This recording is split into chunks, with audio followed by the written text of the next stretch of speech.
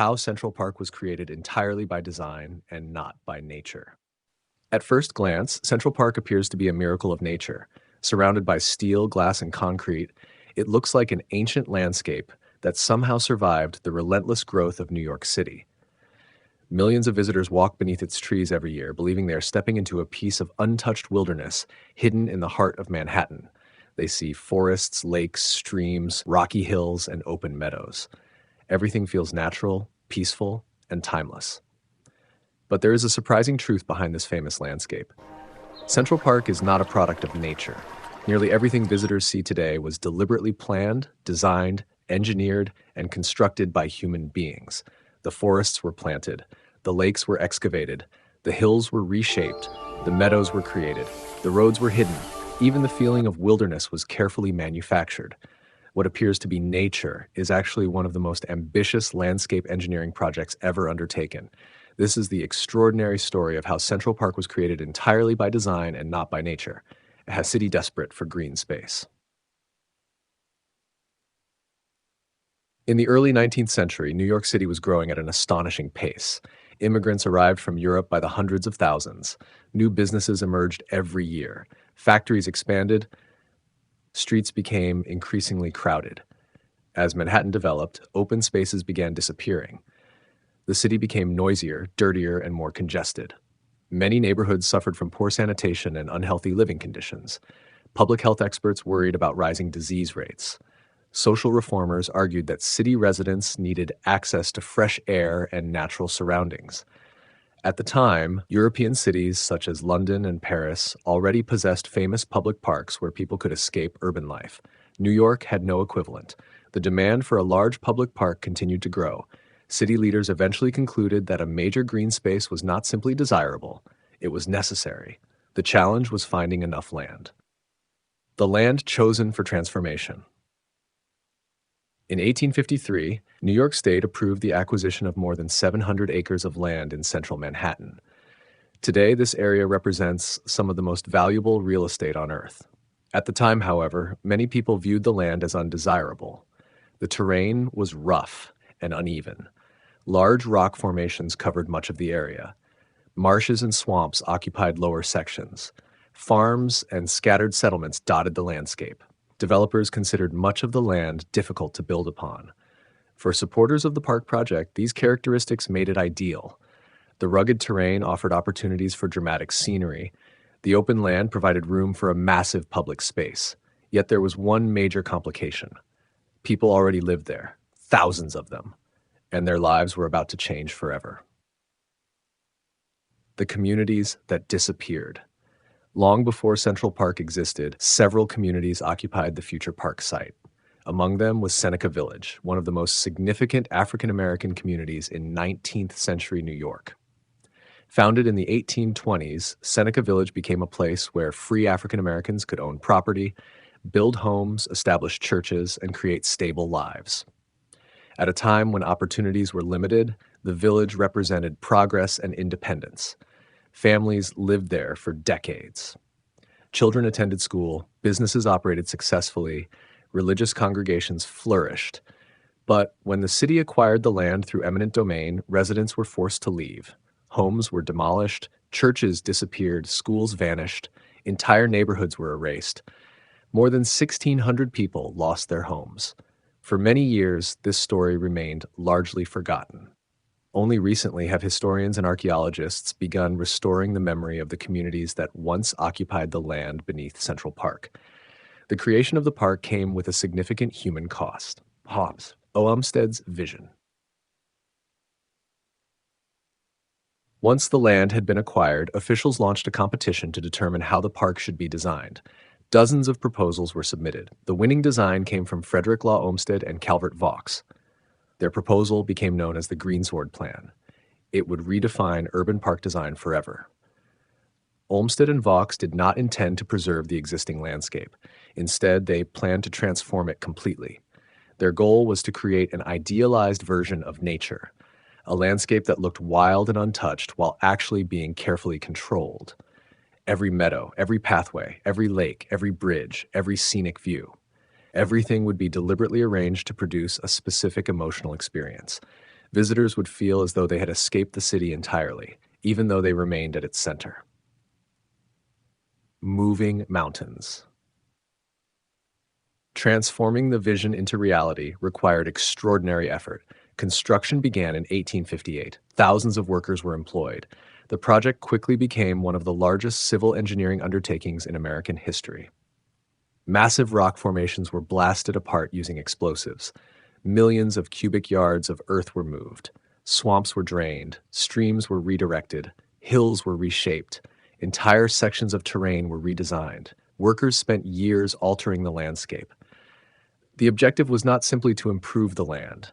The objective was to create an entirely new environment. Nature itself was being redesigned. Hashare, building the earth itself. One of the greatest challenges involved the soil. Much of the original terrain consisted of rocky ground unsuitable for large-scale planting. Grass struggled to grow. Trees could not easily establish roots. The solution was ambitious. Hundreds of thousands of cubic yards of fertile topsoil were imported from surrounding regions. Horse-drawn carts carried enormous quantities of earth into Manhattan. Workers spread the soil across the park's developing landscape. This imported foundation allowed gardens, meadows, and forests to flourish. Without it, the lush scenery visitors enjoy today would never have existed. Much of the ground beneath Central Park is not original. It was brought there deliberately. Engineering water. The park's lakes appear natural. Their irregular shapes resemble ancient bodies of water formed over centuries. In reality, they were carefully engineered. Workers excavated large sections of land. Water systems were designed to control flow and levels. Artificial shorelines were created. The lake, the pond, Harlem Mere, and numerous smaller waterways were all products of deliberate design. Every curve was planned. Every reflection was considered. The water features were intended to enhance beauty, create tranquility, and contribute to the illusion of untouched nature. Few visitors realize they are looking at one of the most sophisticated examples of landscape engineering of its era. Growing a forest. Perhaps the greatest illusion within Central Park is its forests. Visitors often assume these wooded areas developed naturally over generations. In truth, nearly every tree was planted. Landscape architects selected thousands of species. Trees were positioned to create visual variety, shade, and seasonal beauty. Millions of shrubs, bushes, and flowering plants were introduced. Entire ecosystems were assembled by human design. The objective was not simply to plant trees. The objective was to create the appearance of a mature natural forest. Even today, gardeners and arborists carefully maintain these landscapes. Without constant management, the park would gradually lose the appearance envisioned by its creators, hiding the city. One of the most innovative aspects of Central Park remains largely invisible. Manhattan needed transportation routes connecting the east and west sides of the island. Most parks would have allowed roads to cut directly through the landscape. Olmsted and Vaux refused to let traffic disrupt the visitor experience. Instead, they created a network of sunken transverse roads. These roads pass beneath much of the park. Stone bridges and landscaping conceal them from view. As a result, visitors can walk through large portions of Central Park without constantly seeing vehicles. This revolutionary concept influenced urban park design around the world. It remains one of the park's greatest engineering achievements. The science of beauty. Nothing in Central Park was placed randomly. Every path follows a carefully planned route. Every bridge frames a particular view. Every open meadow contrasts with nearby wooded areas. Olmsted understood that landscapes influence human emotions. He believed parks could improve mental health and encourage social harmony. The design encourages exploration. Curving paths create mystery. Trees conceal distant views. Open spaces create feelings of freedom. Wooded sections inspire curiosity. The park functions almost like a carefully choreographed journey.